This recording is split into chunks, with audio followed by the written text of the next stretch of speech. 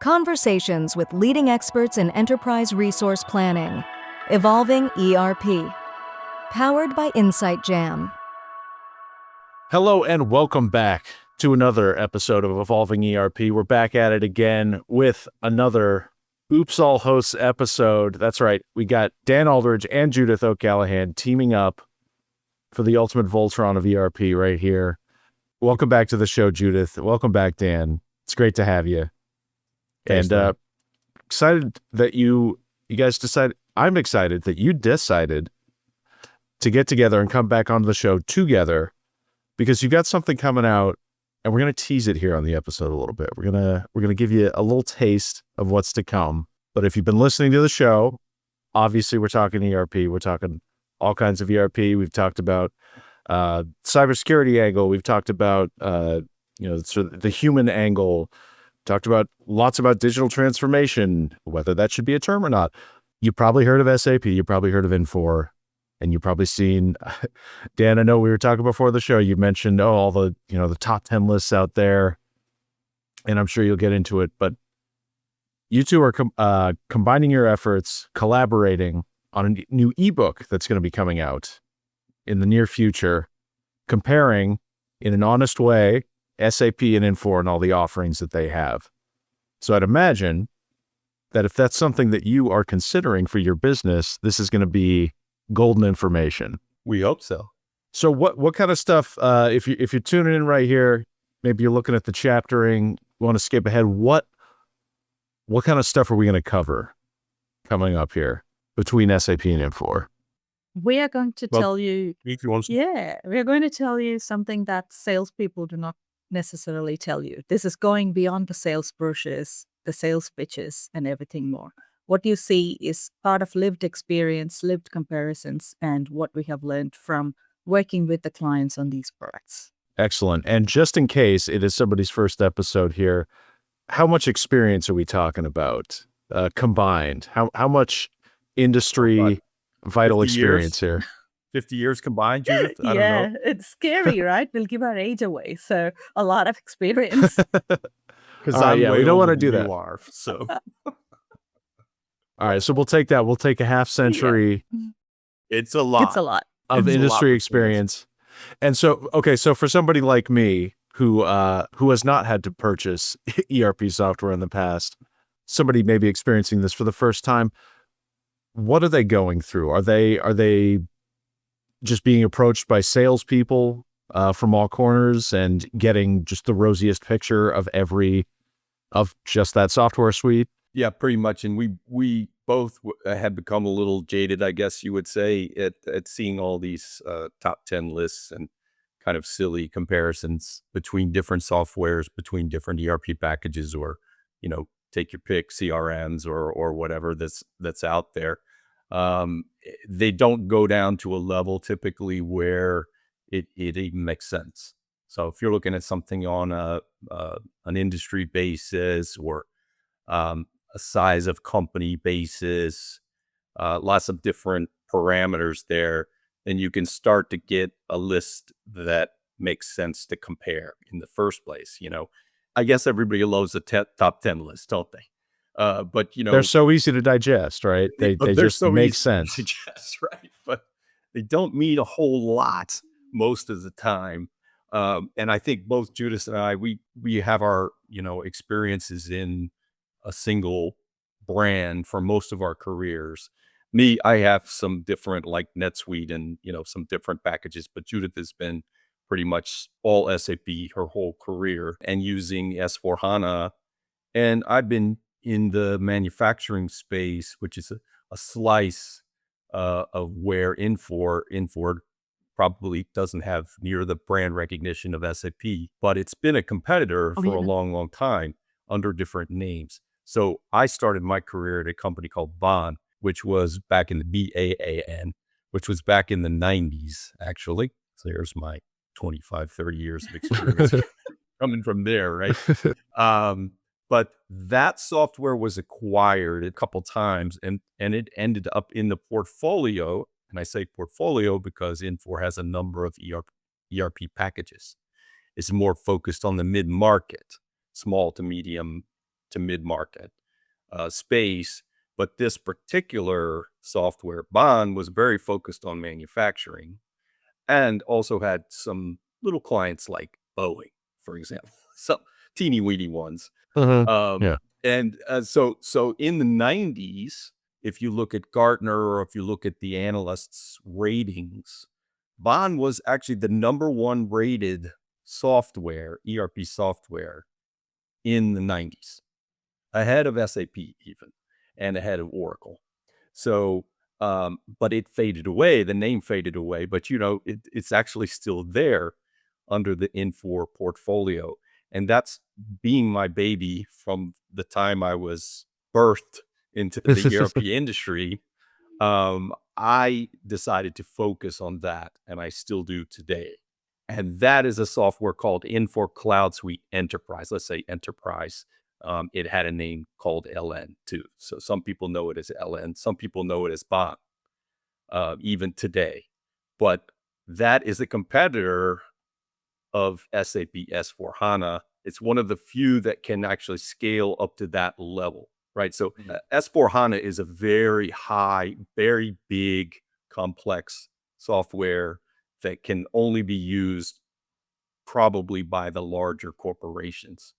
They've come down to the mid-market somewhat, but it's generally rare air up there, right? You got Oracle and you got SAP, pretty much. Microsoft a little bit, but Microsoft is also smaller. But LN, or Cloud Suite Enterprise, actually competes in the higher scale companies.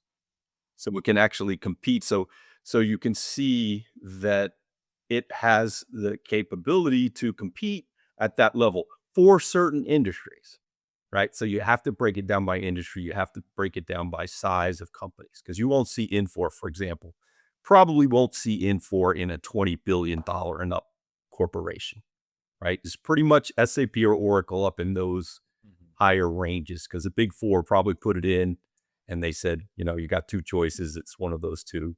And it went in, right? So in manufacturing, I would say, Judith, would you say that's accurate? Absolutely, I agree with you, right? So, giving credit to Baan. So, my interest in ERP started with Baan because it's one of the earliest ERP, and and Jan Baan. forgot Yes. So, Jan Baan, being the creator of ERP, attracted me to learn about Baan. And even if you look at SAP or any modern ERP, the segregation or the structures, the modules, as they call it, is originally what Baan had in mind. So a lot of ERPs inherit the characteristics of Baan, and that is something which continues to live today, which is really awesome. So in terms of SAP, when I started my career in very late 90s, one thing that is very interesting to see that is SAP's strong areas are in finance procurement. So anything which has a larger footprint and needs to be reported across the globe, you definitely need SAP or Oracle, because that's the things who play there. And what I've also seen is that in retail or manufacturing, Infor, or they're normally multi ERP. So very large corporations need more than one ERP to run, for example, Boeing.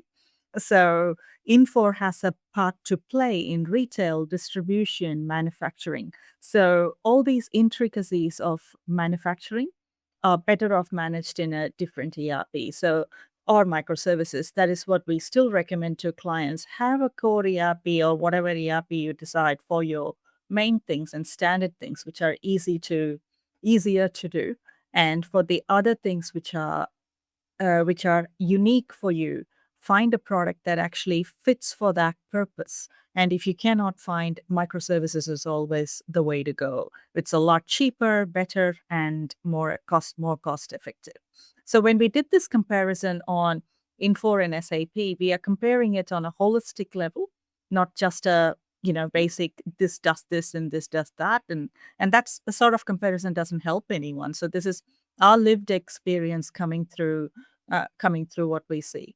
And as a person buying an ERP at this point in time, or in the in the process of upgrading, I feel sorry for them, because they're bombarded by every sales presentation and every sales agent saying their product is the best and all that.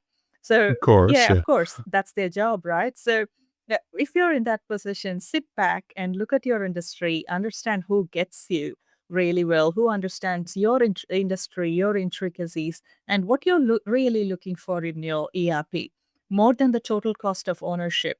If the ERP is not able to deliver what you're looking for, then your investment for the next 20 years, you'll sit back and question it all the time. So take the time to decide it right. You said that exactly right in the sense of thinking of it in 10-year plan, right? That a lot of these systems, if it was R2 or R3, right?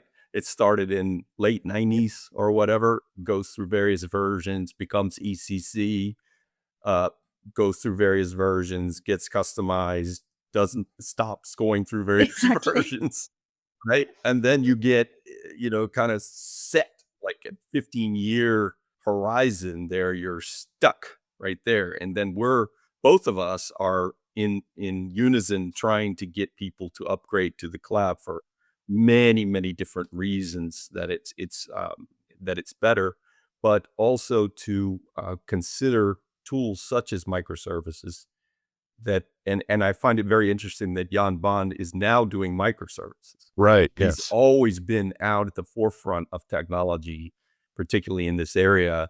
And I think he would probably say that ERP is Obsolete. dead or ERP is right, that it's obsolete now, right? He birthed it Yeah. in a way, right? Along with Hasso Plattner. Yeah. Those guys birthed the whole industry. And now he's saying, it should be replaced with microservices. But I think both Judith and I realize that, certainly at the level of an S4HANA, those corporations run on that software, right? That backbone or that core, there's no way around it. There's no microservices around it or anything like that, right? So this is something that we would bring up in our book. So this is a very good topic to bring up as a way of supplementing and as a way of building on top of ECC, for instance, or for LN or for Baan, right? Because some companies still do have Baan, Oh yeah. believe it or not. Baan 4, Baan 5. There's still some companies that have it, companies that have on-prem LN that haven't gone to the cloud yet. They could really use microservices as well. But I think the ECC people he's already doing it on top of ECC, right? So I see it as a bridge. I see it as a bridge to the cloud because the cloud is inevitable, right? They're going to phase it out. It's whatever it's called in the future. It's going to be phasing out. ECC will be phased out. Pick the date or whatever. Yeah. Even if you go on third-party maintenance, right? But what we're trying to do is we're trying to take the cloud platforms that are the most modern and have all of the things like Signavio for the business process management and mining capabilities. It'd be called Infor process mining on the Infor side, similar capabilities, things that you can do to streamline your processes, to clean your data. All of these things are common to my approach, to Judith's approach, just a different set of tools with a different name, but doing the same sorts of processes to clean up the processes, to automate the processes with RPA. And they're all called RPA and AI, whether they're called Joule or generative AI or whatever the name is, right? That's what it's doing. It's And I'm sure the automating names will processes, change. Yeah. So, right? yeah. So On this topic, that's what we want to do. absolutely. Yeah, go ahead, Judy. On this topic, I just wanted to mention one thing. So for clients who are on ECC who genuinely believe it's working for you, you're not alone. You're right. There are many in this frame where your ECC works. You've invested a lot of time, a lot of effort in getting the ECC work for you and for your organization. So yes, and you might have a lot of fear about S4 and transitioning to S4 and change for the sake of change and everything else. If you're in that situation, be it in Infor or in the ECC or S4, or SAP environment, what Dan and I would recommend is take the time to do a phase zero. Get your alignment right. Understand where you Absolutely. sit before you make a move. Because you have one opportunity to set your organization up for success and you want to make sure you're making the right move. No amount of technology is going to solve your business problem. And you know your business more than anyone else. So take the time, get a good phase zero done. It would take 12 weeks or 24 weeks, depending on your organization and your complexity. Take the time to do it. Yes, you can use tools like Signavio and LeanIX and there is Celonis in the mix, and in Infor you'll have equivalent ones in the mix as well. Use all the tools that you need and use everything that you need. They are at the doorstep, and there is AI programs that are so good, which is helping with the process mining or or understanding your data and all that stuff. Get your strategy right. Get your phase zero right. And the other important thing is, after your phase zero, if you choose the pathway to upgrade is not for you, it'll be an informed pathway. And if you're going through other pathways, that is absolutely okay. But you know you've made the decision with the right information. So please do not rush this decision. Take your time, understand every perspective, and work on what works best for you. All right. Well, I think we can consider everything up till now our phase zero of this episode. So now I'll turn it over to the two of you to the next phase, and you can get into some of the obviously not everything. You gotta get the book for that. We'll Stay just tuned. tease you. Tease you. Yes, but yes, some teasers of what's to come in this book and the content and an honest to goodness comparison of SAP and Infor. Want more Insight Jam? Subscribe to our YouTube channel for shorts, panels, podcasts, and more. In your shorts feed, enjoy a daily dose of best practices from tech experts and leading solution providers, while long-form panel discussions and keynotes, recorded live every quarter, go deep on important industry topics. And don't miss our collection of regular podcasts, keeping you informed on the latest trends. We're hard at work collecting the best enterprise technology information from around the globe, so subscribe to be notified of our next upload. Now, let's get back to the show. So this presentation will capture some of our thought process, and it'll give you teasers on what we are looking for. Yeah. So the one we're talking about here is, I mentioned it as Enterprise, formerly known as Infor LN, is a whole solution, and it's really targeting a cross section of, or a sliver almost of what S/4HANA covers. It's very focused on manufacturing and distribution. What Infor has done that's different is they don't try to cover all the industries. They try to cover certain vertical industries, and they try to cover it with vertical products in those industries. So for example, we have industrial equipment, we have automotive package, we have aerospace and defense package, that we're doing a webinar next Tuesday on, by the way. The biggest advantages of having these vertical industry solutions is that you get a virtually standard package delivered to you with a lot of things that are for that particular industry. So for example, in aerospace and defense, there's a lot of regulations, right? So they have CMMC 2.0, and I don't even know half of them, DPAS, FedRAMP, all of these sorts of things, requirements that the package is compliant with, and it's on a government cloud, on AWS GovCloud. So that means it's compliant with all of those kinds of defense requirements in the US specifically. Also, it's delivered with business process models that are specific to the industry. That's something unique as well. And all the business process mining that goes on is using those vertical industry specific cloud suite, aerospace and defense type processes. So that's the advantage. It doesn't probably get up to the size of an S/4HANA. So you might see somebody that's an OEM. That's a great example. We have a really good customer called Avex Aerospace. They're about 750 million in revenue, which is a good sized company, but in terms of SAP, is probably a small company. So you get that nice mid-market range that Infor covers very well in the verticals that it focuses on. So these are kind of some of the ones: industrial manufacturing, high tech, engineering, construction, those type of injuries in industries it covers very well. When we talk about SAP, one thing that comes to us is the scale and the size. So for large enterprises, as Dan rightly said, we've got SAP and Oracle playing in that space really, really well. So one thing about SAP is that the breadth of the solution. So there is something in it for everything that you do in a business. There is always a product or a suite or a solution that is great. And SAP also has industry specific solutions, for example, ISU or IS Retail and many others. But on the other hand, when you look at the complexity of the organizations where SAP operates is quite high. And there is a bunch of people supporting the solution there as well. So Grow is a very good segue into talking about Grow. So when we talk about SAP S/4HANA, there is RISE and Grow. RISE is for larger enterprises, as everyone understands it, and Grow competes on the smaller or mid-size. As we say that, it is still your company needs to be still big to be able to sustain SAP. Just keep that in mind as you work through.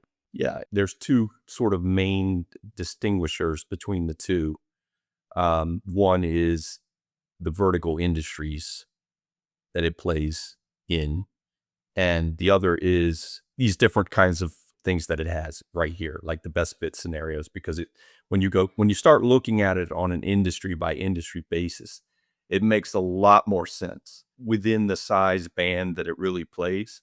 I mean, I said it could probably go up to, you probably see somebody in the 10 billion, somewhere in that range. It's scalable to that because it's on AWS and it runs, quickly on that platform. But you won't see it in $30 billion OEMs by and large, right? You'll see it in tier 1, 2, 3 type parts manufacturers in automotive, aerospace, and defense, those kinds of companies.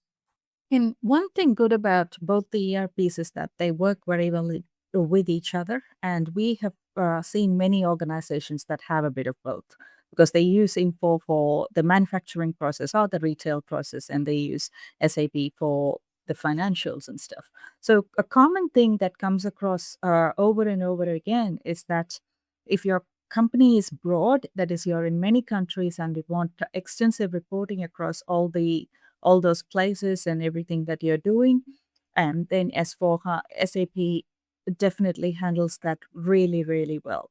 And it has extensive analytics capabilities. Just before the start of the show, we were talking about how good SAP's investment is in the areas of finance, procurement, and especially on analytics. So which keeps growing. So if your company is regulated and want to have that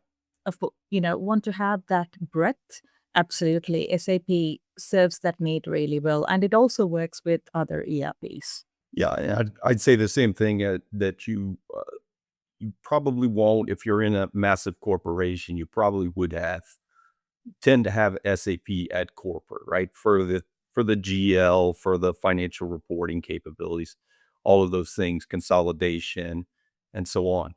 But at the plant level, the Cloud Suite is a very, very good solution, and it's not limited by borders at all. It can run multiple currencies. We call it multi or whatever, right? So it has multi-site, multi-currency, multi-country, and then there's localizations, and they spend a lot of time on this. And I think it's going back to when it started with the Dutch company, that the Dutch company is like the German company SAP, is that they're operating across borders all the time with different currencies and with all kinds of cross-border cooperation.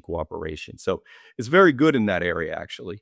But I would say that, if you're a massive company, you can treat it like kind of almost on a division by division basis, whatever makes sense, because they can work together.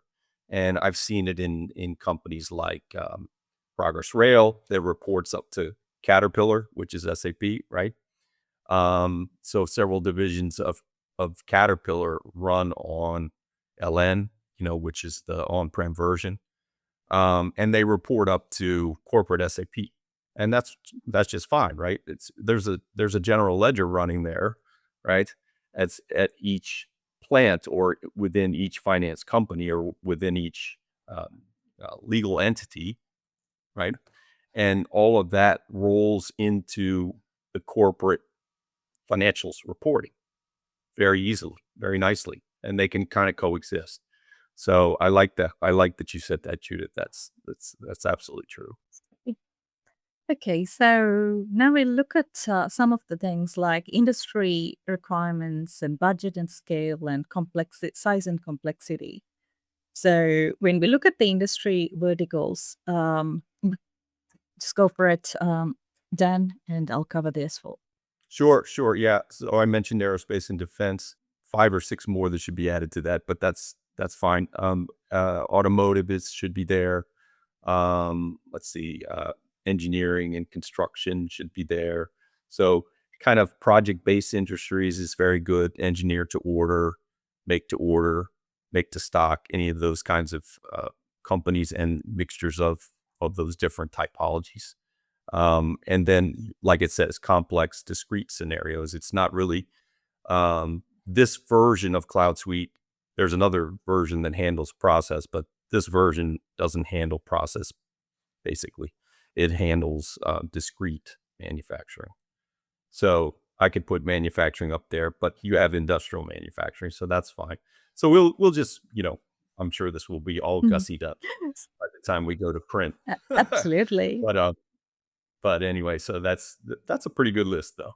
So the common thing that you can see is the breadth when we talk about SAP S/4HANA. So it works on many industries. That is fantastic. But when we look at Infor, it is very, it satisfies very complex needs of the customer. So if you're a manufacturing or a retail or, or made to order type of company, think about where you want to be. So, and that would help you make the decision on what ERP you need to choose for what. So, every ERP has its limits and also has its advantages. So it depends on your situation. Understanding your situation goes a very long way in helping make that decision. Yeah, I think some of the industry solutions are definitely one advantage is the functionality that's under there is specifically for that industry. So if you have, say, automotive, you'll have trading partners that have all the EDI between, like if you're a parts manufacturer for Toyota, you'll have a Toyota trading partner where you can trade with EDI between the two. So if you're making parts for an OEM, that's already there. That's already functionality that's there. That's vertical industry specific. And also the other thing is the business models that are delivered with those packages are industry specific as well. So it contains all of that stuff about trading partners and EDI and all of that stuff. So you don't have to develop it from scratch if it's more of a one size fits all kind of thing, or you can just start right in with that. We compared 15 areas, and you'll see the details in the book. And what we can see in terms of the functional areas is very similar. So SAP covers a very broad functional area, while what we can see in Infor, it covers quite deep. So, and also SAP, when you look at what you need to make it work, irrespective of the clean core method and everything else, there is a level of customization needed to make the system work for you. So, and it all depends on your business process. So keep that as keep an open mind as you approach the situation. Yeah, and I mean, going with that same idea of customization, it does require probably more customization, and that's what's held up people on ECC to this point, right? And LN too. I mean, be honest. I mean, that people customize the crap out of that one too. So it kind of holds you up in going to the cloud, but you can expect with this focused on vertical industry capabilities that it's going to be pretty deep, and you won't need to customize as much. And I think with the customization is a problem for all of us, but the customization headed into S4, if you don't have a clean core, right, is it could be a struggle, right? Because you have to recreate all those things in, I think it's called BTP, right? Yep. There are many ways you can address customizations. And with any customization, be it in Infor or SAP, just remember that it's time, money, and consistent investment to keep your customizations work for you every time. So, and this may be a good time to talk about microservices. So maybe you might want to consider microservices for your customizations. If your process is way too customized, you may be able to address that better in customizations, but those are conversations that you can have later as you understand yourself more. But keep an open mind on the customization and approach that with a bit of caution. Yeah, when you're seeking microservices, we both have our favorite or our fan, and that's Rapid, which is Jan Baan's current company. Also, you see ServiceNow out there a lot, and you'll see a number of other companies that do that sort of work, but it's not really maybe their focus. Microservices not really maybe their focus. You can build new applications in ServiceNow, but it's more on help desk and ticketing and stuff like that. But those kinds of applications, not necessarily what he can do with a more generic approach. And he can do it based on the on-prem, right? So he can do it now. And my understanding is that he can convert it quite easily when you go to S4 or you go to Cloud Suite or whatever. You can convert those on-prem ones that were tied together through APIs to a different method of communication. I guess I don't think it's APIs when they go cloud, I think, or maybe it is, but you can convert them rather easily. I think it's just a matter of data transfer, Exactly. changing the data transfer, right? Because the interface will look the same. That's another good thing about the microservices is it's just very modern interface. So you have, a tablet, you're reading these things, has a QR code to scan, it has all this very modern applications that you build. So it doesn't look anything like those old ERP sessions that you replaced. And microservices has definitely come a very long way. And, if you're looking at transitioning your ERP into the new world and want to start slow, start measured, and want to control your risk, that's a very good way to go. Unlock better leads through Solutions Review events. Welcome to Data Demo Day. Expert Roundtable, Solution Spotlight featuring Monte Carlo, Cohesity, Denodo, Cloudflare, High Gear, Broadcom, NextThing. Boost your brand with a webinar that shares comprehensive use cases, real-time product demos, and an interactive Q&A. All broadcast live to LinkedIn, YouTube, and Zoom from our Boston studio, or even on location. Fill your sales funnel with high-quality targeted leads. And contact us today by visiting solutionsreview.com/virtual events. So in terms of module, over to you, Dan. Yeah. Okay. So it's the usual thing. I mean, SAP is going to be more or stronger in the finance area. It's not that the Cloud Suite doesn't have the finance area. It's just that it's traditionally been stronger in SAP, which is why you see those for SAP and plant specific, a Cloud Suite or something like that, a different ERP that handles it better. And I would say that things like transportation management and asset management and human capital management, they're very strong in SAP, very strong modules. Infor also has them. Sometimes they'll be outside the ERP. So you'll have a human capital management system or package or something like that communicates very tightly with our CRM, that communicates very tightly with the ERP, but it's not all in the ERP. And I think S/4HANA tends to have more functionality as a whole inside the ERP. Would you say that's fair? Absolutely. So, and in the SAP world, we talk about this like there is always a solution for everything that you want to do. Be it generic or be it advanced, and everything in between. One thing you need to be very mindful when we look at SAP solutions is that they are at a very different price point. In the sense, you're paying for everything that you choose. So be mindful of how much you want to invest and how you can support as well, because all these skills that we are talking about, transportation management, asset management, and parts of HCM are expensive skill set to even carry in the organization. Or if you partner up with the right person or the right members, it is still a rare skill set. Keep that in mind. Whatever you do, you need to be able to sustain that in your organization, have a plan in place to manage it. Yeah, I mean, you bring up a good point on training and execution and project management and how you make sure that you have all the relevant skills in the organization and that you keep them beyond the go live, right? Yep. That you have a plan for maintaining those people, because that's absolutely true. Those other areas have their different skill sets and price points as well. And you mentioned, I guess you were mostly focused on the price point of the people Yep. running it, but there's also the price point of the actual package that could be significant. Even if it's the same brand, it's not always, Mm.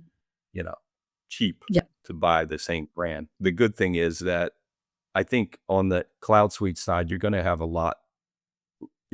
in general less complexity to deal with, particularly these cross-functional types of things, very tightly integrated. And when you're dealing with an industry package, it certainly has very streamlined, like it says here, out of the box manufacturing capabilities that are very tied to that particular thing that you're doing, that particular vertical that you're in. So in terms of services, you have a lot less customization there, I would say, and less complexity. And the workflow tools are very strong, and the RPA and AI capabilities are quite strong, and I think they are in SAP as well. But they're very strong in the Cloud Suite. So, what do we think, Dan, in terms of what we perceive as strengths and weaknesses for Infor? Yeah, I mean, so we talked a couple of times about don't you want to do this one? You want to do the strengths and weaknesses of Cloud Suite? No. Okay. All right. I'll do this one. So the vertical industry expertise that we have, I mean, and that's expertise that's built into the products, the vertical industry specific products, but it's also within the consulting organizations. You have people that have worked in those industries. So that combination gives you, a faster implementation. We just did one, AVEX Aerospace. That was the $750 million company that I mentioned, in 6 months. So we did it soup to nuts, and it wasn't Baan upgrade. It wasn't an upgrade. It was a net new Greenfield in 6 installation months. in 6 months. Yeah, and it had product lifecycle management, or PLM, and that incidentally is embedded. So if you start looking at on a modular view, which is, we're going to do that too, on a modular basis, does it have PLM? Yes or no? We can even compare it along those lines. So they had a requirement for PLM. They wanted it to be embedded, and they found that in the Cloud Suite product. Also, the predictive analytics, they passed on the Infor has an EPM, enterprise performance management, which is also a financial planning and budgeting tool. They passed, but basically because it costs a lot of money to put it in. And I know that's probably the situation with SAP as well. But we have another alternative that we're going to present to them, which is a lot less expensive. It's not an Infor product, but it will work very well for the financial reporting. So if you have some cases where Infor will be relatively weaker than SAP, I would say, in financials, maybe financial reporting, although that's, not sure about that, but definitely the big finance stuff, that you can find an alternative, or we can offer an alternative as PCG. We can offer an alternative to that. So I'd say weakness, smaller ecosystem. Yes. I mean, yeah, right. So Infor is 1/10 the size of SAP, a lot less consultants out there. But I will say, though, that SAP consultants are pretty busy these days with a lot of upgrades, and there's a problem for the kind of the more mid-market companies, which is our target market, really, at getting consultants, right? Because they got to get in line behind the corporations that are taking a lot of those really good consultants. I mean, you can get consultants, I'm sure, but we the smaller regional players, and to some extent the big four, but they're not as big into Infor as they would be into SAP, of course. But you can find really good consultants, and you can find them with us. Niche players. So regional players will do it. And the older user interface or user experience, We have to take that out. Okay. That's not right. They just updated that, Interface. so Yeah. it's really nice, actually. It's supposed to be Really UX. nice. Yeah. Yeah, Yeah. UX. Yeah, no, I knew what you were talking about, but that's another thing though that it makes me want to bring up another thing that's going to be different about this ebook. We want to have a lot of videos in this ebook. Videos like, for example, the new user interface of Cloud Suite would be a video that we could put in there. And I think I'm going to hit up Alok and those guys and see if we can't get some videos into this book too for the SAP side. I've got a ton for Infor right now, but we'll get some for the SAP side too. So let's talk about SAP, right? So the commonality that that you would have seen in the whole presentation is that it is for much larger organization who's looking for breadth of functionalities. So the strengths here, definitely standardization. There is a lot of talk that you are hearing in the industry on clean core, and that's definitely true. And there is a lot of investment on tech, and you could have you would experience that with SAP partnering with AWS on the BDC and Databricks and many other things. So they've got the money, so they've got the cutting edge tech, not a problem at all. And the breadth of applications. So there is an application for every functionality that you would undertake in the organization. That's true. And while those are very much a plus, one thing we need to be very mindful of is the total cost of ownership of SAP solution is relatively high. So it doesn't stop with the SI cost or a partner cost and upgrade cost and all that. It is also your internal team. You cannot outsource that responsibility at all. Your internal team, you need to be able to carry that, find the good people, keep the good people, and sustain the good people. So that all comes at a cost and complexity. So for an enterprise to run well on SAP, the team has to be really strong and be confident in handling the complexity. That's where the intricacies come from. And it's designed for a large enterprise. So if you're a small enterprise on the growth segment approaching SAP, be open for interactions. They are going to treat you like a large enterprise, and you'll see that and feel that in your interactions. So they are very professional, and on the other hand, they expect you to be professional, and you'll need a bunch of facilitators to be able to make things happen for you. So the industry is big, and it can support, and it'll definitely carry you through. It's a very large ecosystem, so that is good. That is true. That brings us to a little bit of an end. It's a teaser, and we're looking to share more on the ebook.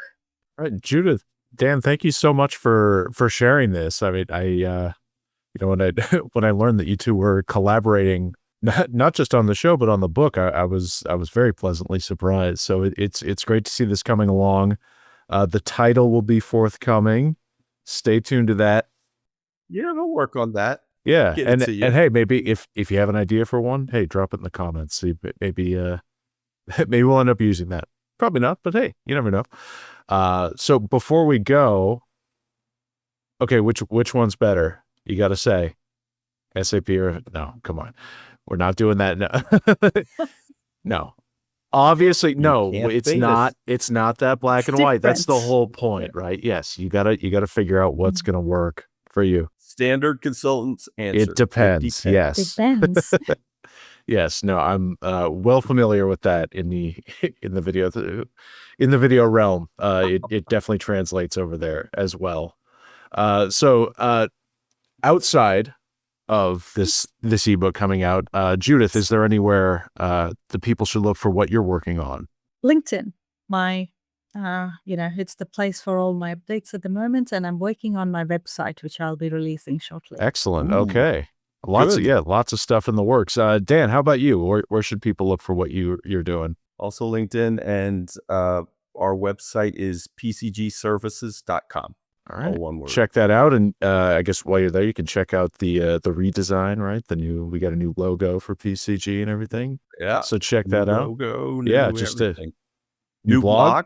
There you go. We'll have all those links right down below in the description. So go down there, click on those. And hey, while you're down there, of course, hit that like button, hit that subscribe button. You want to know, well, of course you want to be informed when we've got news about the ebook dropping.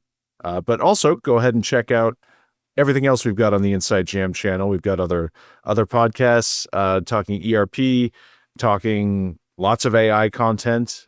So I'm sure there's intersections.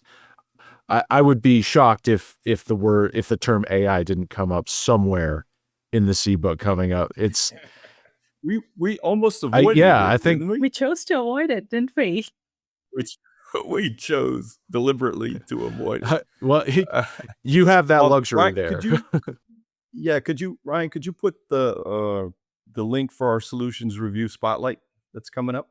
It's with a bunch of guys, some PCG guys, a guy from BDO, talk about the industry and regulations and all kinds of stuff like that, and a retired executive from GE, and we're gonna have a really good lineup. And Kyler Cheatham, former friend of the show. friend. That's right. Yeah. Yep, she's going to be the moderator, so it's going to Excellent. We'll be tuning really into that. That'll be on our sister channel at Solutions Review, so do check that out. We'll have a link right down below for that as well. So looking forward to that. And also upcoming, also in June, early June, we've got our Inside Jam mini jam coming up with several panels and keynotes. We'll be touching on lots of enterprise technology topics and definitely some AI content there. All right. So check that out. And thank you so much for tuning in. If you stayed this long, thank you. And if you stayed this long and haven't hit those buttons that I mentioned before, come on, go ahead and do that. You obviously are enjoying your time here. So let's keep that going, huh? All right. So for Judith O'Callahan and for Dan Aldridge, I've been Ryan Daly. We'll see you on the next Evolving ERP. Powered by Insight Jam.